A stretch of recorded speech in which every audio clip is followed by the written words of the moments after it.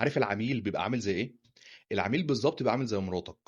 عارف مراتك كده لمّا تبقى جايبة آخر level في الرخامة والأتامة، واللي هو لو أنت مهتم كنت عرفت لوحدك، وأنت أصلًا ما تعرفش إيه اللي حصل.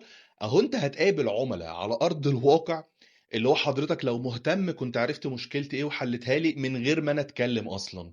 اللي أنا باقوله لك ده هو ليه علاقة بالدرس بتاع النهارده، ولكن خلينا نبدأ درس النهارده. السلام عليكم ورحمة الله وبركاته. إيه الأخبار؟ عاملين إيه؟ يا رب تكون بألف صحة وخير. في البداية شكرا جزيلا جدا جدا جدا على الناس اللي اتفاعلت على الدرس الأول. بجد التفاعل بتاعكم ده بيخلي الواحد يعني يبقى بيحس فعلا إن الحاجة اللي بيعملها ليها قيمة وبيضيف قيمة. وخلينا ندخل في الدرس بتاع النهارده، بس حابب أفكرك بحاجة بسيطة قد كده بالدرس اللي فات. فاكر الدرس اللي فات لما اتكلمنا عن الفرق ما بين البائع التقليدي وبائع القيمة؟ قلنا ان البائع الحقيقي او بائع القيمة هو ما بيبقاش مهتم بالمنتج على قد ما بيبقى هو مركز بالعميل اصلا. بس انا حابب انط معاك نطة كده ونفكر بقى بعقلية البائع بتاع القيمة اللي هو الذكي. اللي هو ازاي؟ هو انا اصلا هبيع له قيمة ازاي من غير ما اكون عارف هو بيفكر ازاي؟ ما هو انا عشان خاطر اعرف اوصل حاجة في ايدي للعميل لازم انا اصلا اخش جوه دماغه كده واصنفرها، واعرف هو بيفكر ازاي عشان خاطر اعرف اديله الحل المثالي. والكلام اللي انا بقوله لك ده معناه ان حضرتك قبل ما تفتح بقك وتقول المميزات وتقول السعر، تعرف هو عميلك عندك ليه اصلا. عشان كده الدرس ده هيبقى هو الاساس كله حرفيا اللي هنبني عليه للدروس الجايه. لانك لو فهمت العميل بيفكر ازاي، البيع هيبقى بالنسبه لك مجرد نتيجه مش اكتر. وقبل ما ندخل في الموضوع بتاعنا، اتاكد انك عامل سبسكرايب للقناه ومفعل زر الجرس عشان يوصلك اي جديد، واديني لايك كده يفرق في التفاعل ويخلي الفيديو يوصل لناس اكتر. ويلا بينا وليتس جو. أنا بعمل اللي بعمله ده علشان أسيب أثر. يمكن كلمة تغير حياة، يمكن لحظة تبني إنسان، والنية دايما رضا ربنا وبس. الدرس بتاع النهارده هيكون متقسم ان شاء الله باذن الله لاربع اجزاء مهمه جدا. اول جزء فيهم هو عباره عن سؤال مهم جدا: ليه لازم افهم العميل بتاعي بيفكر ازاي قبل ما افكر ان انا ابيع له؟ بيبقى عندك مثلا البائع العادي هو بيتكلم دايما عن المنتج، وان المنتج دوت بيعمل كذا وكذا. ده البائع العادي اللي بيعمل كده. اما البائع المحترف بيبدا كلامه بنقطه مهمه جدا، بيبدا بسؤال: ايه اللي مضايق حضرتك دلوقتي في الحل اللي موجود عندك دلوقتي، بحيث ان احنا نشوف حل تاني اقوى. الفرق هنا ممكن يكون بسيط في الشكل، بس كبير جدا جدا وضخم جدا في التأثير على العميل نفسه. لأنك أنت هنا لازم تكون فاهم حاجة: العميل اللي داخل لك ده لو حس إن حضرتك مهتم بيه، هو هيعمل إيه؟ هو اللي هيقرب منك، وهو اللي هيبدأ يصارحك ويقول لك مشاكله، لأن هيحس إنك أنت شبهه. فعشان كده لازم في الأول تكون بتبدأ بأسئلة عشان خاطر تطلع الحاجة الحقيقية اللي مضايقة العميل اللي منتجك هيبدأ يحلها لك. هنا ده سر بسيط كده ما بيني وما بين حضرتك: إن العميل مش بيشتري وخلاص، العميل بيشتري بالإحساس، بالحاجة اللي هتحسسه إن هو هيكون مرتاح نفسيا بعد ما يشتريها. وخليني أحكي لك على حاجة.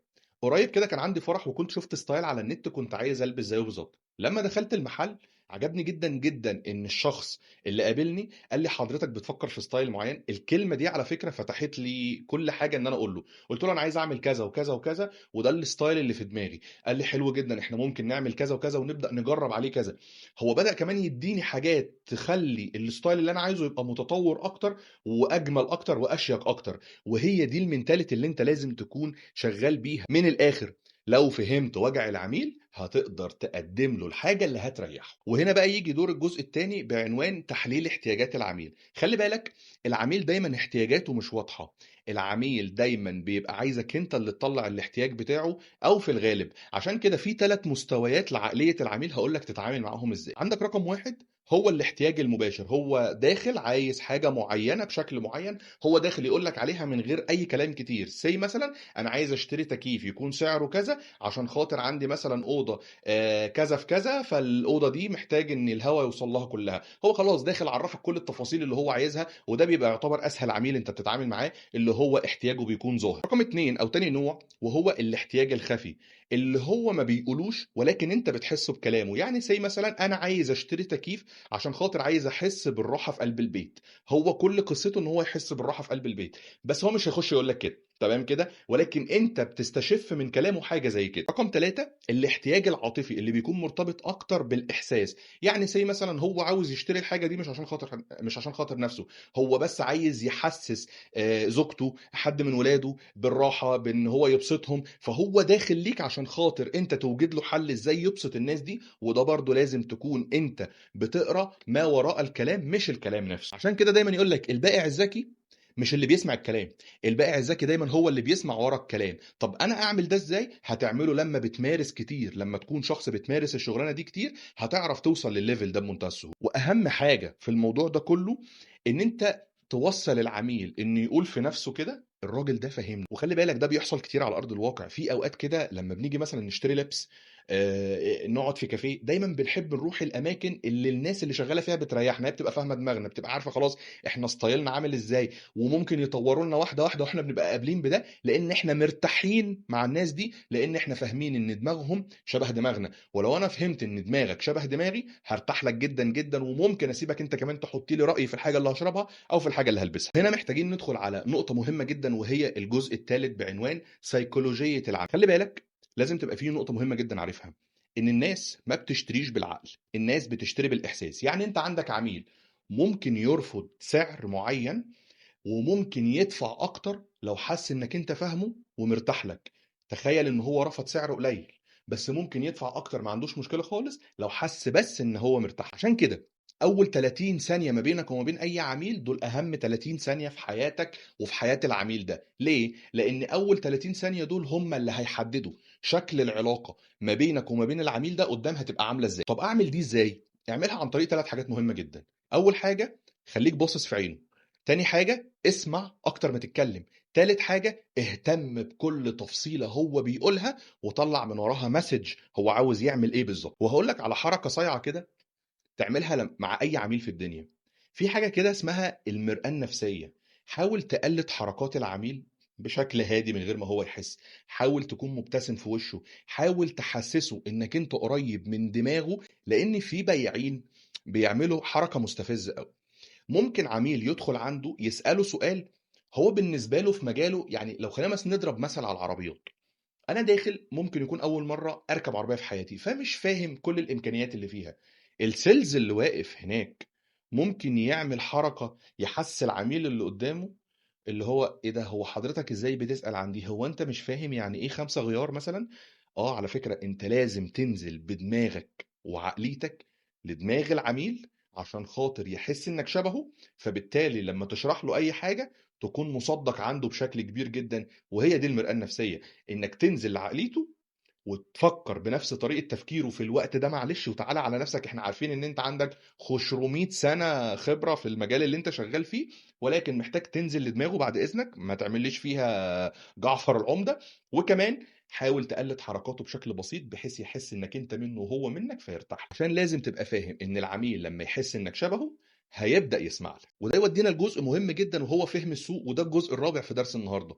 لازم تبقى فاهم ان فهم العميل لوحده مش كفايه، ولكن فهم العميل مع السوق اللي عايش فيه العميل نفسه ده المهم جدا. يعني لازم تكون بتفكر بعقليه هو ايه اللي الناس بتدور عليه، هو ايه اللي خلاص ما بقاش ترند، وايه اللي ترند دلوقتي والناس بتتهافت عليه. لانك ببساطه لو فاهم اتجاه السوق انت هتعرف تحط منتجك في المكان الصح وفي الوقت الصح اللي العميل بيدور فيه على حاجتك انت. وتقدر تعمل الكلام دوت بمنتهى السهولة عن طريق 3 حاجات. اول حاجة انك انت تتابع المنافسين وتشوف ايه الحاجات الجديدة اللي هم بيتعاملوا بيها. رقم 2 انك دايما تكون مهتم بان انك تسأل العملاء بتوعك عن رأيهم. رقم 3 لازم تتابع ردود افعال العملاء بتاعتك بعد الشراء كانت عاملة ازاي. وتاني وتالت ورابع في درس النهاردة، البيع الذكي مش بيبدأ من المنتج، البيع الذكي بيبدأ من فهم العميل نفسه. وعاوز اقول لك على حاجة، انت لو وصلت معايا لحد هنا والدرس ده انت فهمته كويس، كل عملية بيع بعد كده هي هتبقى بالنسبة لك اسهل بكتير. ليه؟ لانك انت مش هتكون شغال على فكرة التخمين، انت هتبقى فاهم انت بتعمل ايه، وده المهم. وعشان كده عايزك تاخد بالك من حاجة مهمة جدا، ان فهم العميل لوحده مش كفاية. انت ممكن تكون فاهم العميل كويس وفاهم السوق، لكن انت السكيلز بتاعتك مش عارف توصل للعميل الطريقة الصح اللي تخليه يشتري بيها. وده دور الدرس اللي جاي. علشان كده في الدرس اللي جاي احنا هنبدأ واحدة من ضمن أهم مراحل الكورس ده على فكرة. هنبدأ نتكلم عن مهارات التواصل والإقناع. عايز أقول لك إن أنت هتفهم إزاي تستخدم لغة الجسد والنغمة الصح والأسئلة الذكية اللي تخلي العميل يقتنع من غير ما تحسسه إنك أنت بتضغط عليه. عشان كده لو الدرس بتاع النهارده ده فتح لك دماغك، فالجاي هيغير طريقة تفكيرك عن البيع بشكل كلي. ولو وصلت معايا لحد هنا، فانت محتاج تتأكد انك عامل سبسكرايب للقناة ومفعل زر الجرس، وسيب لي في الكومنتات ايه اكتر نقطة فرقت معاك في الدرس بتاع النهارده، الجزء الاول ولا التاني ولا التالت والرابع، ولا الدرس كله فرق معاك بشكل كبير جدا. وعشان كده هستناك الدرس اللي جاي ان شاء الله باذن الله، واحنا متحمسين جدا لان موضوع الدرس اللي جاي مهم جدا جدا جدا. وهسيب لك حاجة بسيطة كده، عايزك تخش على بلاي ليست مهارات التواصل، هتلاقي فيها حوالي 15 او 20 شورت ممكن تبص عليهم قبل ما ان احنا نيجي نتكلم في الدرس الجاي عن الموضوع بتاعنا.